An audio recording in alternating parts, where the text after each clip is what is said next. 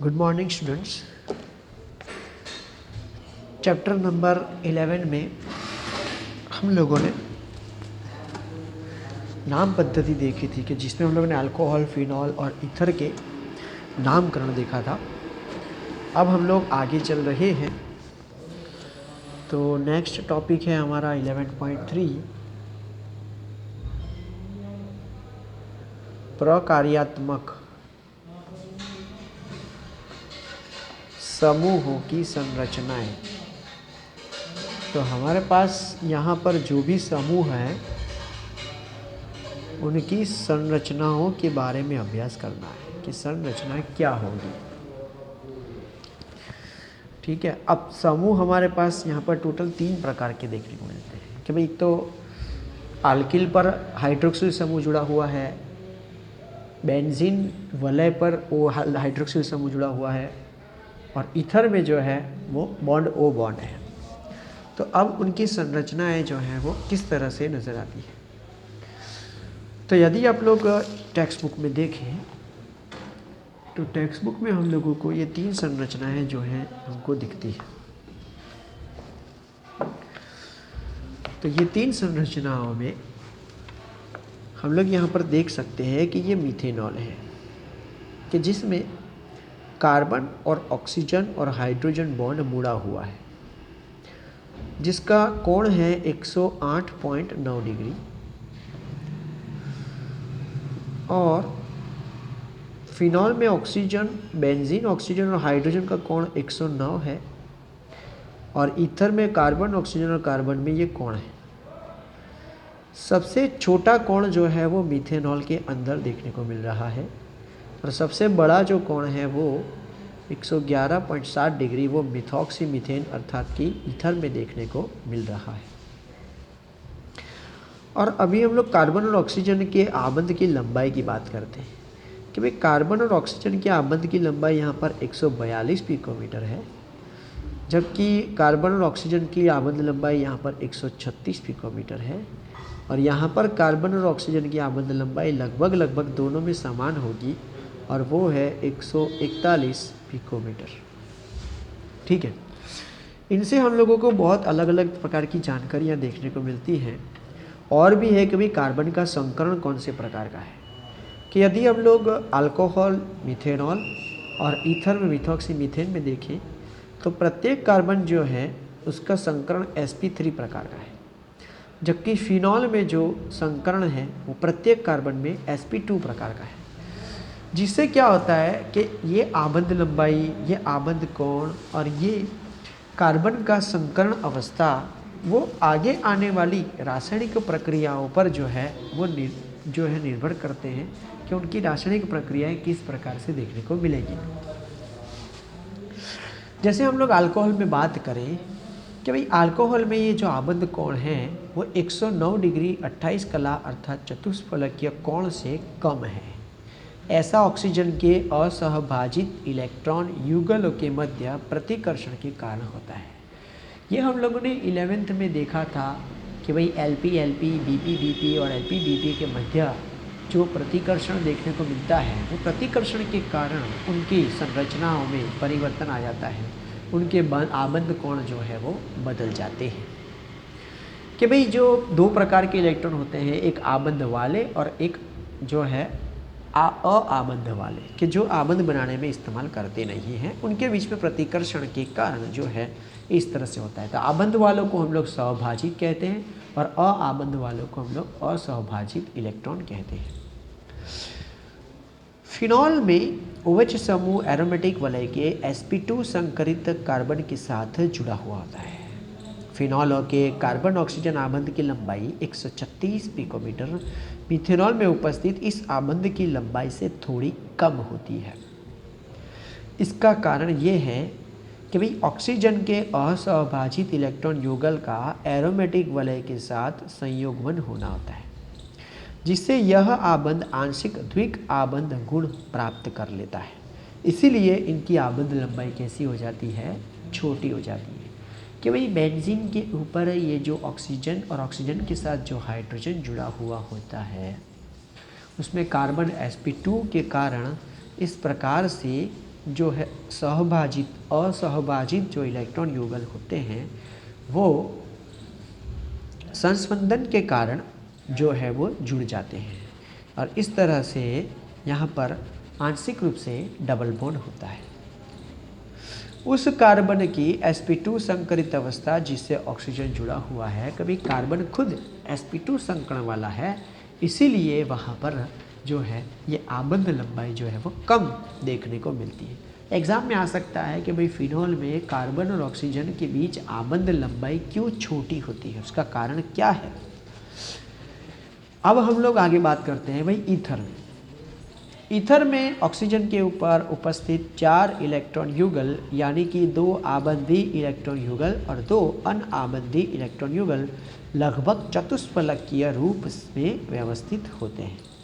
2 स्थूल आल्किल समूह के मध्य प्रतिकर्षण अन्योन्य क्रिया के कारण आबंध कोण चतुष्फलकीय कोण से थोड़ा अधिक देखने को मिलता है। ईथरों में कार्बन ऑक्सीजन आबंध की लंबाई 141 पिकोमीटर अल्कोहलों के आबंध लंबाई के लगभग समान होती है। तो इस तरह से हम लोगों को संरचनाएं देखने को मिलती है। अब हम लोग नेक्स्ट बात करते हैं 11.4 में अल्कोहल और फिनॉलों का विरचन। तो अब हम लोगों जिस चैप्टर में कि भाई कोई भी ऑर्गेनिक चैप्टर होता है उसमें जो ज़्यादातर इम्पोर्टेंट चीज़ें जो होती हैं कि भाई खास होता है, एक तो उसकी बनावट अर्थात विरचन और उसकी रासायनिक प्रक्रियाएं, ये दोनों चीज़ें जो होती है ना वो मेन होती है। बाकी सारी चीज़ें जो हैं वो इजी भी होती है और जल्दी समझ में भी आ जाती है और याद भी रहती है। जबकि ये जो बनावट होता है और ये जो रासायनिक प्रक्रियाएं होती हैं वो थोड़ी जो है समझने में तो आसान लगती है परंतु उनको याद रखना थोड़ा सा मुश्किल होता है। इसलिए उसको याद करने के लिए हमको ज़्यादा प्रैक्टिस की आवश्यकता होती है। अभी हम लोग बात करते हैं अल्कोहल और फिनॉल के बनावट की और उसमें पहला हम लोग ले रहे हैं अल्कोहल की बनावट अर्थात अल्कोहल का विरचन। स्वाभाविक है कि भाई अल्कोहल की बनावट या उसका विरचन चल रहा है, इसीलिए अल्कोहल उत्पाद की तरफ बढ़ेगा। तो हम लोगों को इसमें याद रखने पड़ेंगे अभिकर्मक कि हम लोग कौन से अभिकर्मक से हम लोग अल्कोहल बना सकते हैं। तो उसमें पहला प्रकार है कि हम लोग एल्कीन से बना सकते हैं, एल्कीनों से। उसमें भी अलग अलग प्रकार हैं। उसमें पहला प्रकार है अम्ल उत्प्रेरित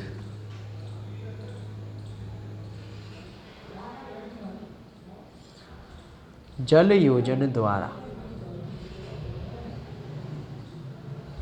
अम्ल उत्प्रेरित जल योजन द्वारा मतलब कि प्रक्रिया में हम लोग जल योजन कर रहे हैं और उसमें एसिड जो है उत्प्रेरक की तरह कार्य करेगा। प्रक्रिया की शुरुआत किससे करेंगे? एल्कीन। बनेगा कौन? एल्कोहल। एल्कीन तनु एसिड के उत्प्रेरकों की तरह उपस्थिति में जल के साथ अभिक्रिया करके एल्कोहल बनाती है। असम्मित एल्कीनों में यौगज अभिक्रिया मार्कोनिकोव नियम के अनुसार होता है। तो एल्कीन कार्बन कार्बन के मध्य डबल बॉन्ड, उसे हम लोग एल्कीन कहते हैं। प्रक्रिया पानी के साथ होती है, जल योजन। उत्प्रेरक लिया जाता है एसिड, जिससे क्या होता है कि पानी के जल योजन में H बॉन्ड OH होता है, वो बॉन्ड ब्रेक होता है। ठीक है। और एल्कीन में एक सिग्मा बॉन्ड होता है और पाई बॉन्ड होता है। जो पाई बॉन्ड जो है वो निर्बल होता है और वो जो है पाई बॉन्ड ब्रेक हो जाता है, जिससे कार्बन की संयोजकताएं आधी आधी खुल जाती है। पाई बॉन्ड का विभेदन होने से एक संयोजकता यहाँ खुलती है, एक संयोजकता यहाँ खुलती है। खुली हुई संयोजकता पर H और OH जाता है, कोई भी कहीं भी जाएगा। हालांकि वो होना चाहिए सममित द्विबंध वाले कार्बन। उसका मतलब ये होता है कि डबल बॉन्ड की दोनों तरफ कार्बन की संख्या समान, जैसे कि यहाँ पर कार्बन की संख्या 1 और 1 समान है। इसीलिए कहीं भी H जा सकता है, कहीं भी OH जा सकता है। परंतु असममित अगर आल्कीन हो तो क्या हो, जैसे कि प्रोपीन, डबल बॉन्ड की दोनों तरफ कार्बन की संख्या भिन्न है। इस कार्बन में यहाँ पर एक ही कार्बन है और यहाँ पर इस तरफ दो कार्बन, तो डबल बॉन्ड में इस तरफ एक कार्बन है और इस तरफ दो कार्बन है, तो फिर उत्पाद कैसा मिलेगा? तो उत्पाद मार्कोनिकोव के नियम के अनुसार मिलेगा। मार्कोनिकोव का नियम क्या कहता है? मार्कोनिकोव का नियम ये कहता है कि भाई अधिक विद्युत ऋणात्मक हिस्सा डबल बॉन्ड में रहे उस कार्बन के साथ जुड़ेगा जिस पर हाइड्रोजन की संख्या कम हो। जैसे कि डबल बॉन्ड से जुड़े ये दो कार्बन है, उस पर हाइड्रोजन यहाँ पे दो है, यहाँ पर कम है, अर्थात अधिक विद्युत ऋणात्मक हिस्सा इस कार्बन पर आएगा जिसके पास हाइड्रोजन की संख्या कम है। तो इसमें अधिक विद्युत ऋणात्मक हिस्सा कौन सा है? तो H और OH में अधिक विद्युत ऋणात्मक हिस्सा होता है OH, अर्थात OH कम हाइड्रोजन वाले कार्बन के साथ जुड़ेगा और ये उत्पाद मिलेगा। तो प्रक्रिया इस तरह से होगी कि भाई प्रोपीन की जल योजन एसिड उत्प्रेरक की उपस्थिति में करने पर ये H को यहाँ जोड़ दे तो 2 या तो प्रोपेन 2 ऑल मिलेगा और उसका दूसरा नाम 2 प्रोपेनॉल भी हम लोग कह सकते हैं। मुझे समझ में आया? ठीक है। तो मार्कोनिकोव के नियम के अनुसार इस तरह से हम लोगों को उत्पाद प्राप्त होता है। इसी में ही दूसरा है हाइड्रोबोरोनन, जिसको इंग्लिश में कहते हैं हाइड्रोबोरेशन।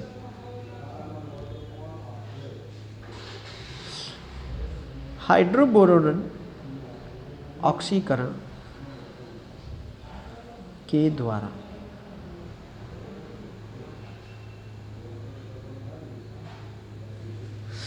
डाइबोरेन अल्कीनों से अभिक्रिया करके एक यौगिक उत्पाद ट्राइअल्कीन बोरेन बनाता है, जो जलीय सोडियम हाइड्रोक्साइड की उपस्थिति में हाइड्रोजन पेरोक्साइड द्वारा ऑक्सीकृत होकर अल्कोहल देता है। देखो, हम लोग बना रहे हैं अल्कोहल पहला हम लोगों ने बनाया आल्कीन से, लेकिन उसमें भी हम लोगों ने पहला देखा कि हम लोग जल योजन करेंगे। आल्कीन का क्या करेंगे? जल योजन। और यहाँ पर आल्कीन का क्या करेंगे? हाइड्रोबोरेशन। बाद में क्या करेंगे? ऑक्सीडेशन। हाइड्रोबोरेशन करने के लिए हम लोग क्या इस्तेमाल करेंगे? डाइबोरेन। और ऑक्सीकरण करने के लिए हम लोग क्या इस्तेमाल करेंगे? पानी, अर्थात सोडियम हाइड्रोक्साइड, मतलब कि जलीय सोडियम हाइड्रोक्साइड। तो ऑक्सीकरण किससे होगा? लेकिन ऑक्सीकरण करने के लिए हम लोग कौन इस्तेमाल करेंगे? पेरोक्साइड, H2O2, हाइड्रोजन पेरोक्साइड द्वारा उसका ऑक्सीडेशन होगा। प्रक्रिया ऐसे होगी कि भी हम लोग असममित ही लेते हैं जिससे कोई प्रश्न उत्पन्न ना हो। ये है प्रोपीन की डाइबोरेन के साथ प्रक्रिया कर रहे हैं। BH3 को हम लोग इस तरह से लिख सकते हैं। ठीक है। तो उसके जो है दो हिस्से कर दिए गए ऐसा। तो CH3 CH2, ये हाइड्रोजन इस कार्बन पर चला गया और BH2 इस कार्बन पर आया। तो ये बोरेन जो है इस तरह से जुड़ा। आगे प्रक्रिया चल रही है। प्रक्रिया में अभी भी हमारे पास प्रोपीन तो है ही, इसलिए और प्रोपीन इसके साथ जुड़ेगा। तो बोरेन के पास जो है टोटल 3 हाइड्रोजन होते हैं। बोरेन के पास टोटल 3 हाइड्रोजन होते हैं। पहले एक हाइड्रोजन के साथ प्रोपीन जुड़ा, अब दूसरे हाइड्रोजन के साथ प्रोपीन जोड़ेंगे, एक हाइड्रोजन बचेगा। एक और प्रोपीन जो है, जो तीसरा हाइड्रोजन बचा है, उसके साथ जोड़ेंगे।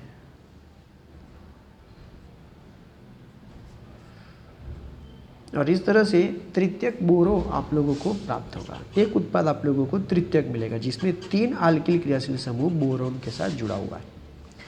अब उसकी जलीय सोडियम हाइड्रोक्साइड के साथ प्रक्रिया करेंगे, जिसमें उपस्थिति लेंगे हम लोग हाइड्रोजन पेरोक्साइड की। हाइड्रोजन पेरोक्साइड लेने से क्या फ़ायदा होगा? हाइड्रोजन पेरोक्साइड लेने से ये चीज़ होगी कि जब हम लोग H2O लिखते हैं तो H और OH होता है। जब H2O2 लेते हैं तो OH और OH होता है। ठीक है, अब ये 3 मोल इसीलिए लिए हैं कि ये 3 गुना OH और ये 3 गुना OH होगा। ओके, ये समझाने के लिए मैंने लिखा। तो उसमें पहले तो 3 OH, एक 3 OH, ये 3 CH3 CH2 के साथ जाएगा। CH3 CH2 जो ये 3 बार है वो मैंने लिख दिया, और ये 3 OH इसके साथ जुड़ गए जो आगे लिखा हुआ है। अर्थात हम लोगों को मिला प्रोपेन 1 ऑल। ठीक है, प्रोपेन 1 ऑल हम लोगों को यहाँ पर प्राप्त हुआ। अब ये जो बोरोन है उसके साथ ये 3 OH चले जाएंगे और इस तरह से हम लोगों को अल्कोहल प्राप्त होगा। तो पहला हम लोगों ने जलयोजन किया, दूसरा हम लोगों ने हाइड्रोबोरेन के साथ BH3 के साथ हाइड्रोबोरेशन और ऑक्सीडेशन जो है हम लोगों ने हाइड्रोजन पेरोक्साइड के साथ किया। लेकिन भूलना नहीं है, NaOH आना चाहिए सोडियम हाइड्रोक्साइड की उपस्थिति में।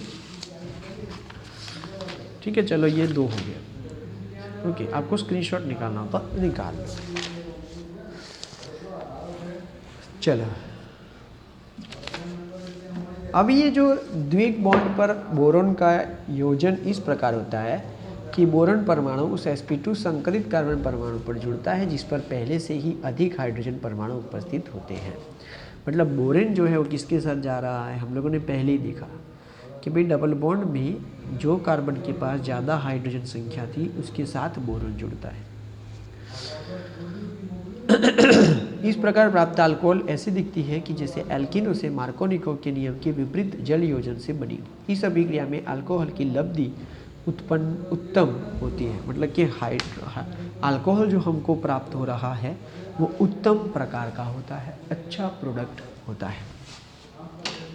तो अल्किनों से हम लोगों को एक तो जो है मार्कोनिकोव वाला अल्कोहल मिलेगा प्रोपेन 2 ऑल, और हाइड्रोबोरेशन ऑक्सीडेशन से हम लोगों को प्रति मार्कोनिकोव वाला प्रोपेन 1 ऑल प्राप्त होगा। चलो, अब नेक्स्ट है अल्किनों की बात। अल्किन में से हम लोगों ने कीटोन बना लिया, अल्कोहल बना लिया। अब हम लोग कार्बोनिल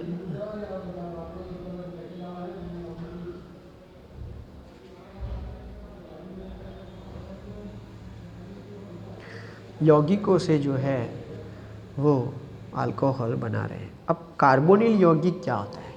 देखो, कार्बोनिल यौगिक में अलग अलग क्रियाशील समूह होते हैं जिसमें कार्बन डबल बॉन्ड ऑक्सीजन मुख्य होता है, जैसे कि ketone, aldehyde, ester, carboxylic acid. ठीक है ना, ये सारे होते हैं कार्बोनिल यौगिक जिसमें कार्बन डबल बॉन्ड ऑक्सीजन मुख्य क्रियाशील समूह होता है। तो उसमें पहले कार्बोनिल यौगिकों में पहला नंबर ले रहे हैं एल्डिहाइड कि जिसमें CHO होता है, व कीटोन जिसमें C डबल बॉन्ड O होता है, CO के अपचयन द्वारा, अपचयन बोले तो रिडक्शन,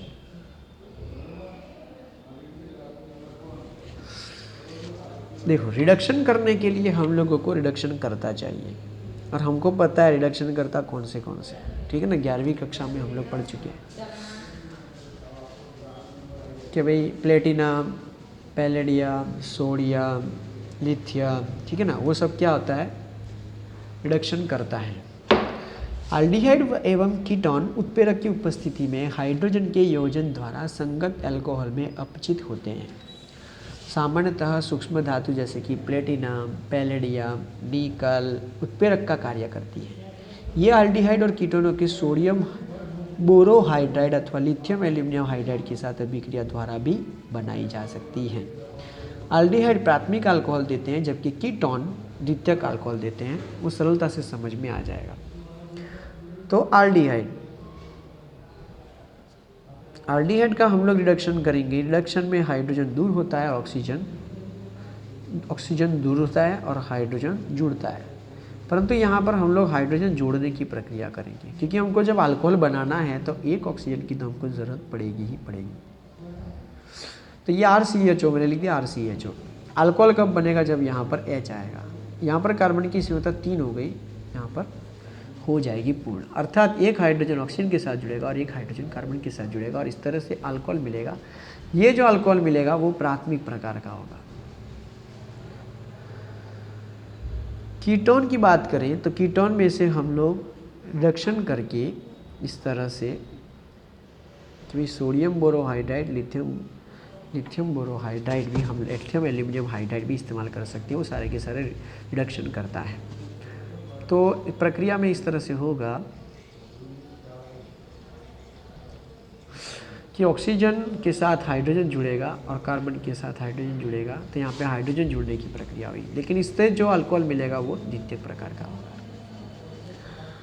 कार्बनिक यौगिकों से हम लोगों ने कार्बोहाइड और कीटोन से तो अल्कोहल बना लिया, लेकिन कार्बोक्सिलिक एसिड और एस्टर बाकी रहे। तो लिखते हैं कार्बोक्सिलिक अम्लों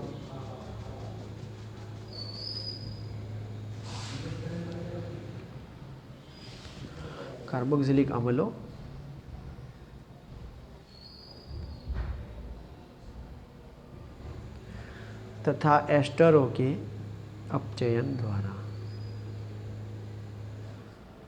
तो अब कार्बोक्सिलिक और एस्टर ले लेते हैं। Carboxylic acid lithium aluminium hydride जैसे प्रबल अपचायक द्वारा अपचित हो जाते हैं और प्राथमिक अल्कोहल की उत्तम लब्धि देते हैं। तो इससे ये बात तय होती है कि लिथियम एल्यूमिनियम हाइड्राइड प्रबल अपचायक होते हैं, जिनसे हम लोगों को अल्कोहल प्राप्त हो सकता है। लिथियम एल्यूमिनियम हाइड्राइड एक महंगा अभिकर्मक है, अतः इसका प्रयोग केवल विशेष रसायनों को बनाने के लिए ही किया जाता है। औद्योगिक स्तर पर कार्बोक्सिलिक एसिडों का अल्कोहल में अपचयन करने के लिए उन्हें एस्टर में परिवर्तित कर लिया जाता है। मतलब कि लिथियम एल्यूमिनियम हाइड्राइड का इस्तेमाल हम लोग नहीं करना चाहते और सीधा अल्कोहल प्राप्त नहीं करना चाहते, क्योंकि लिथियम एल्यूमिनियम हाइड्राइड जो है वो महंगा है। इसीलिए हम लोग पहले कार्बोक्सिलिक एसिड को एस्टर में रूपांतर करेंगे और फिर बाद में एस्टर की प्रक्रिया उत्प्रेरक की उपस्थिति में हाइड्रोजन द्वारा अपचित कर हम लोग अल्कोहल बना सकते हैं। तो पहले हम लोग देखते हैं कि भाई carboxylic acid lithium aluminium hydride की उपस्थिति में रिडक्शन के द्वारा ऑक्सीजन दूर होता है, हाइड्रोजन जुड़ता है, अल्कोहल बना सकते हैं। ठीक है, तो यहाँ पर कितने हाइड्रोजन की ज़रूरत पड़ी? देखो OH तो है ही, 2 हाइड्रोजन की ज़रूरत पड़ी, टोटल 4 हाइड्रोजन की ज़रूरत पड़ेगी, क्योंकि एक ऑक्सीजन को दूर भी तो करना है। किस तरह से प्राथमिक अल्कोहल मिलता है, परंतु लिथियम एल्यूमिनियम हाइड्राइड महंगा है। ठीक है, इसलिए अल्कोहल बनाने के लिए हम लोग लिथियम एल्यूमिनियम हाइड्राइड नहीं लेंगे, नहीं उपयोग करेंगे। उसकी जगह हम लोग क्या करेंगे कि पहले कार्बोक्सिलिक एसिड की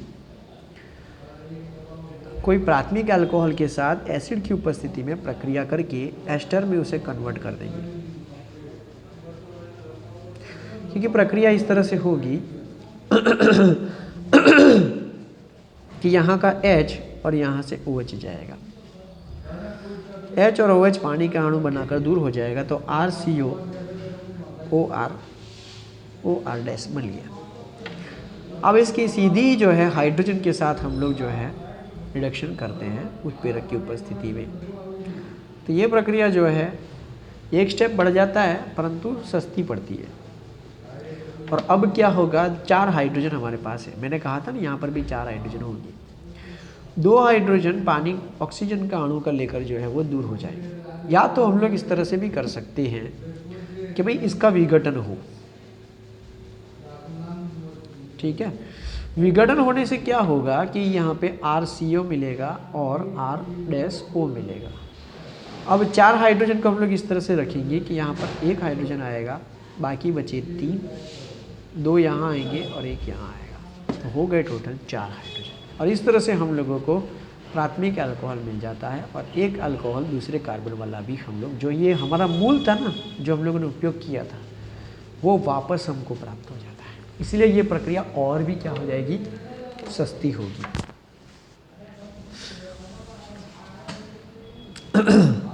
ठीक है, समझ में आया?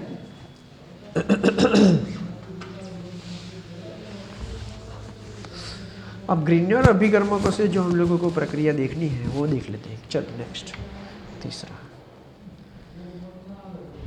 ग्रीनियर अभिकर्मक से हम लोग अल्कोहल बना सकते हैं। ग्रीनियर अभिकर्मक हमको आ चुका है। ग्रीनियर का अभिकर्मक होता है RMgX, और RMgX को बनाना जो है वो बहुत आसान होता है, केवल एक स्टेप में बन जाता है। लेकिन ग्रीनियर अभिकर्मक का इस्तेमाल करके हम लोग अल्कोहल कैसे बना सकते हैं वो हम लोग देख रहे हैं। हम लोगों को अभिकर्मक तो लेने पड़ेंगे यहाँ पर एल्डिहाइड और कीटोन ही, अर्थात जो है कार्बोनिल यौगिक है वही लेने पड़ेंगे। तो ग्रीनियर अभिकर्मक में ध्यान रहे कि कार्बोनिल अभिकर्मक लेना पड़ेगा।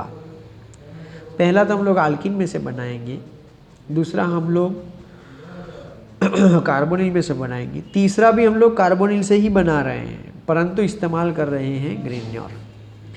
तो हम लोग लिख रहे हैं कार्बोनिल C+O प्लस RMgX, ये है ग्रीनियर अभिकर्मक। प्रक्रिया में ऐसा होगा, कार्बोनिल कार्बन के साथ इसके दो हिस्से हो जाएंगे।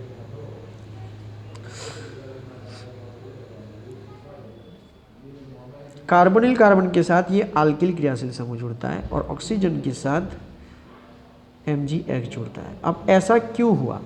ऐसा इसलिए हुआ क्योंकि RMgX में अल्किल की मैग्नीशियम और हैलाइड की तुलना में विद्युत ऋणात्मकता अधिक है, इसलिए वो आंशिक रूप से ऋणावेश होगा और ये आंशिक रूप से धनावेश होगा। और कार्बोनिल कार्बन में ऑक्सीजन आंशिक रूप से ऋणावेश होता है और कार्बन आंशिक रूप से धनावेश होता है, इसलिए स्वाभाविक है पॉजिटिव के साथ नेगेटिव अल्किल ही जुड़ेगा और ऑक्सीजन जो नेगेटिव है उसके साथ पॉजिटिव जो मैग्नीशियम है उसके साथ ही जुड़ेगा। तो ऑक्सीजन के ऊपर माइनस होता है और मैग्नीशियम के ऊपर प्लस होता है। ये जो उत्पाद हम लोगों को मिला है उसकी हम लोग पानी के साथ प्रक्रिया करेंगे। पानी में ऐसा क्या है कि भाई पानी में H और OH, जिसमें से यहाँ से बॉन्ड ब्रेक हो जाएगा और बॉन्ड यहाँ से भी ब्रेक हो जाएगा। तो ये R, ये ऑक्सीजन और ये हाइड्रोजन इसके साथ जुड़ेगा, जिस तरह से हम लोगों को अल्कोहल मिल गया। और दूर क्या होगा कि भाई Mg और ये जो X है वो अब आपको याद कर लेना है। Mg और X के बीच में हमेशा OH आएगा। ओके, ये क्रियाविधि हम लोगों ने देखी कि कैसे एक स्टेप हुआ। अब हम लोग इसका उदाहरण देखते हैं। भाई कार्बोनिल तो लेना पड़ेगा, तो कार्बोनिल होता है एल्डिहाइड में। तो हम लोग ले रहे हैं एल्डिहाइड HCHO मीथेनॉल, पहला, ठीक है ना, एक कार्बन वाला एल्डिहाइड। उसकी अल्किल मैग्नीशियम हैलाइड से प्रक्रिया करते हैं, जिससे हमको पता है इसके दो हिस्से होंगे। R जो है वो कार्बन के साथ जुड़ेगा और ये H अपने आप अंदर ही आ जाएगा CH2 और ये O बचा। ऑक्सीजन के साथ MgX ही जुड़ता है, ही हमको पता है। अब पानी के साथ इसकी प्रक्रिया करेंगे H2O। तो H2O में H और OH दो हिस्से होते हैं। स्वाभाविक है, हमको पता है कि Mg और OH, MgX जो है वो OH के साथ जाएंगे, तो बच्चा RCH2O, उसके साथ H चला जाएगा और इस तरह से अल्कोहल मिल जाएगा। मिथेनॉल की जब हम लोग ग्रीनियर अभिकर्मक के साथ प्रक्रिया करते हैं तो हमेशा प्राथमिक अल्कोहल ही मिलता है, ठीक है, क्योंकि हाइड्रोक्सिल समूह जो कार्बन से जुड़ा है वो कार्बन अन्य एक ही कार्बन से जुड़ा है। लेकिन अगर आप लोगों ने मिथेनॉल मतलब कि एक कार्बन एल्डिहाइड की जगह उससे अधिक एल्डिहाइड वाले लिए तो क्या होगा?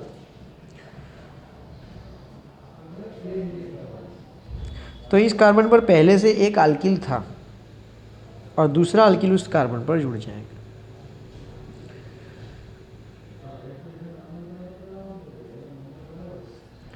पानी के साथ प्रक्रिया करेंगे तो MgOX दूर हो जाएगा, चलो वो तो दूर कर दिया। तो बचा ये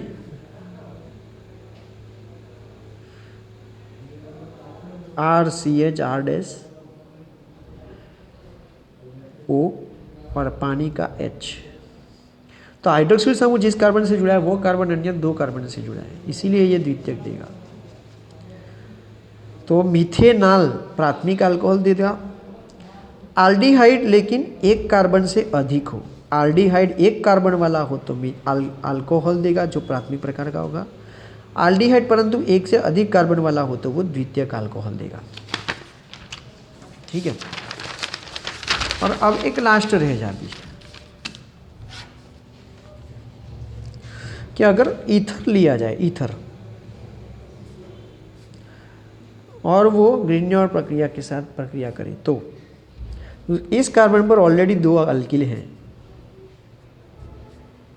तीसरा ये आ जाता है, ऑक्सीजन के साथ मैग्नीशियम हैलोजन जुड़ जाएगा। आगे प्रक्रिया पानी के साथ हो रही है, H और OH, बॉन्ड यहाँ से ब्रेक होगा और यहाँ से ब्रेक।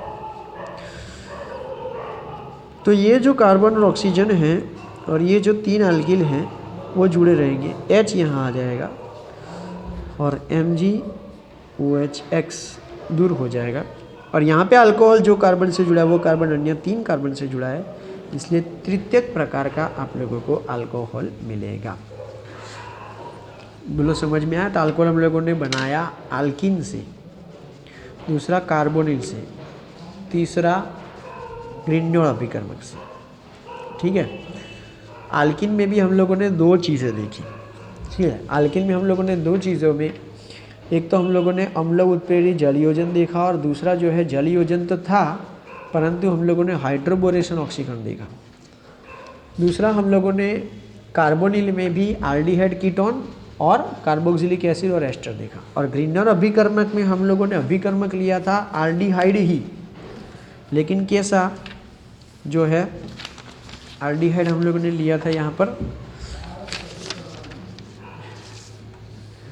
ठीक है। ग्रिग्नोर अभिकर्मक में हम लोगों ने क्या किया, ग्रिग्नोर तो लिया लेकिन हम लोगों ने कार्बोनिल लिया, अर्थात एल्डिहाइड फिर से लिया। एल्डिहाइड में एक कार्बन वाला फॉर्माल्डिहाइड लिया तो प्राथमिक मिला, मीथेनॉल लिया तो प्राथमिक मिला। एक से अधिक कार्बन वाला कोई भी एल्डिहाइड लेते हो तो द्वितीयक मिलेगा। और अगर आप लोग ईथर लेते हो तो अल्कोहल तो मिलेगा लेकिन कैसा, तृतीयक प्रकार का। इसलिए एग्जाम में ध्यान रहे कि आप लोगों को जो अल्कोहल बनाना है वो प्राथमिक है, द्वितीयक है या तृतीयक है, उसके मुताबिक हम लोग अभिकर्मक लेते हैं और उसी तरह से ही जो है वो उत्पाद हम लोगों को प्राप्त होता है। ठीक है। तो आज के लिए इतना।